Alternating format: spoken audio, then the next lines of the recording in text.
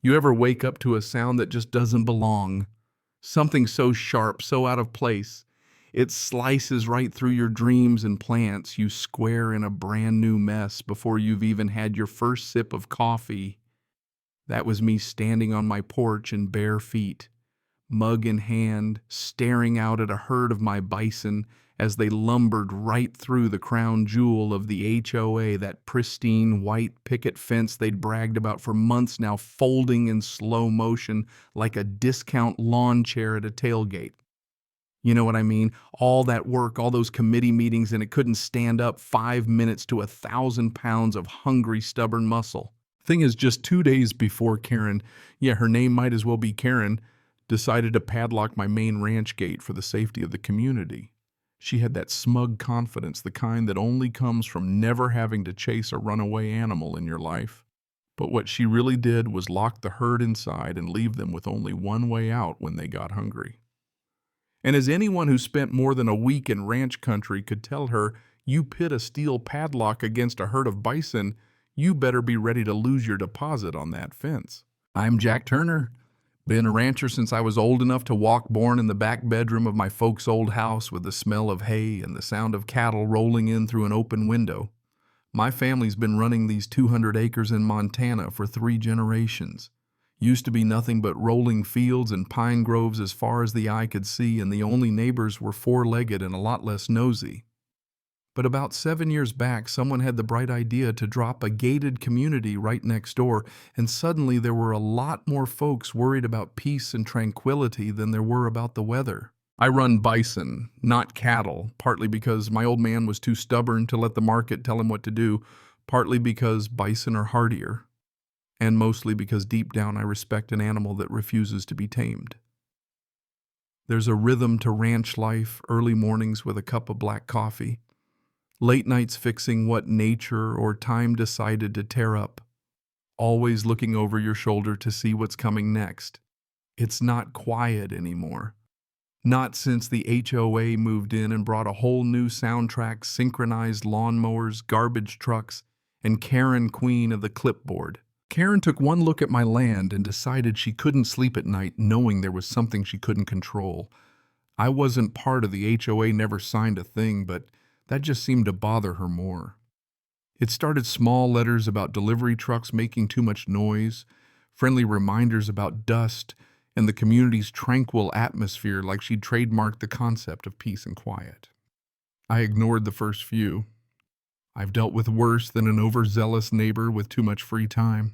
But when she realized I wasn't going to fold things, escalated. Signs popped up along the shared access road, public land, by the way, saying, "No unauthorized vehicles." My delivery guys started getting hassled.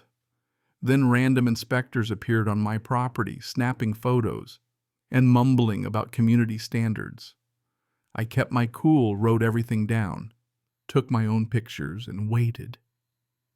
Patience is a rancher's best friend, and I knew if Karen was going to keep poking, she'd eventually give me exactly what I needed. Spring thaw rolled around, and with it came the first real showdown.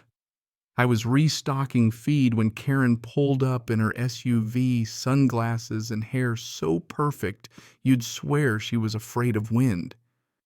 "Jack, we need to talk about your trucks," she started. She talked like she was breaking bad news on the 6 o'clock. I just leaned against the fence. "What about them? They're too loud, too frequent. My homeowners are complaining." I shrugged. "It's the only road in or out.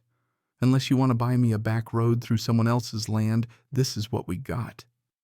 She didn't like that answer, but she left with her usual half wave. Next thing I know, there's a sign, then a speed bump, then strangers standing there every time a delivery rolled in, filming on their phones. My driver started getting followed. HOA letters started piling up, demands to reduce livestock activity, restrict delivery hours, inform the board before moving equipment. The audacity almost made me laugh, but it was getting serious. Then came a county animal control visit, anonymous tip about malnourished bison. The officer apologized and left after a 5-minute look around, but it was clear Karen was behind it all. So I started keeping a journal dates times every weird encounter. Then came the drone buzzing over the herd while I was out on the south pasture. Bison don't love drones. One of my bulls started pawing the ground and I filmed the whole thing as the drone zipped off like a scared mosquito. Next day, Karen's bragging about aerial hazard reports at the local store. That's when I knew she was desperate. But she didn't stop there. I found a dam built of sandbags and plywood blocking the creek that runs from my property into the HOA's land, cutting my herd's water supply in half. No proof it was her, but HOA maintenance was spotted working there the day before. That one made my blood boil, so I called the county, filed a complaint, and just kept waiting. Then came the steel padlock on my gate, welded right through the chain just hours before a feed delivery. I cut it off, tossed it in the back of my truck, and realized Karen had just crossed the line. She'd handed me the leverage I needed. But I didn't go off half-cocked. Instead, I started really listening around town, especially at the Lakeshore Diner where HOA board members can't help but talk shop over coffee. Found out the HOA was dragging its feet on replacing their perimeter fence, needing a vote and a budget they didn't have. Their fence, the one between my bison and their lawns, was falling apart, barely holding up in spots. I documented every weak post, every sagging rail, and kept everything: photos, letters, even footage of Karen tampering with my gate. Then I called my buddy Mike at the county zoning office and confirmed the law: if livestock gets out and your fence isn't up to snuff, it's your problem, not mine. That was pure gold. Now all I needed was patience and timing. Sure enough, one stormy night the wind did half my job for me. The HOA fence was leaning hard by sunrise. I let the herd graze in the north for a bit. Then after Karen slapped another padlock and a no access by HOA order sign on my main gate, I played my hand. Instead of cutting the lock, I opened the interior pasture and let the bison wander toward the weakest part of the HOA fence. Just let nature run its course. You ever watch 1,000 pounds of bison test a rotted fence? It's slow at first, almost gentle, just a nudge, then a little more, then boom, the whole section buckles. They step through like it was nothing, calves bounding after their mother's, hooves clicking on HOA pavement. Garden gnomes sent flying, flower beds obliterated. Brutus, my biggest bull, paused to scratch on the community's ornamental fountain, cracked it right in half. I just hit record on my phone and watched the show. Karen came tearing across her yard, shrieking orders, trying to shoo a herd that doesn't shoo. "Get them out! Call them back!" she screamed. I gave her a little salute. "They're not dogs, Karen. They're bison. And if they're on your side, that's on your fence."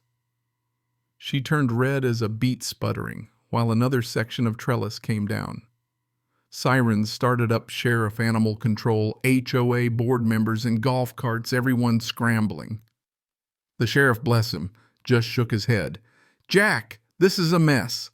Karen demanded I be arrested." The sheriff just pointed to the broken fence and said, "Actually, ma'am, the law says you're responsible for keeping them out." Karen's jaw hit the grass. We herded the bison back eventually with a bucket of grain and a lot of patience. Then I handed the sheriff my folder of evidence: letters, photos, padlocks, drone footage. "You planned this," Karen hissed. I just shrugged. "I was hoping you'd stop before we got here, but you kept pushing." She stormed off, heels sinking in turf, churned up by hooves. By Monday, the HOA looked like a disaster zone. Fines started coming in: failure to maintain livestock barriers, interference with a legal easement, the whole works. Homeowners lined up to file insurance claims. Karen, for her part, got voted out as president in a landslide and vanished from public life. The new fence the HOA put up looks like something out of Fort Knox, and I finally got a letter promising never to block my access again. So yeah, life returned to normal. Coffee on the porch, bison grazing where they belong, and me catching sideways glances in town, half proud, half amused. Brutus, he still eyes the new fence sometimes, but I figure he's earned the right. Funny thing is, Karen didn't lose to me. She lost to her own arrogance to believing a padlock and a clipboard could outlast common sense and good neighbors. All I had to do was let time, patience, and a herd of bison do the talking. So, let me ask you, ever had a neighbor, a boss, or a HOA try to push you one step too far? What did you do about it? Share your story down in the comments. And if you enjoyed this little slice of ranch life, give the video a like and subscribe for more tales from the fence line. Because out here we don't just build fences, we build stories worth telling.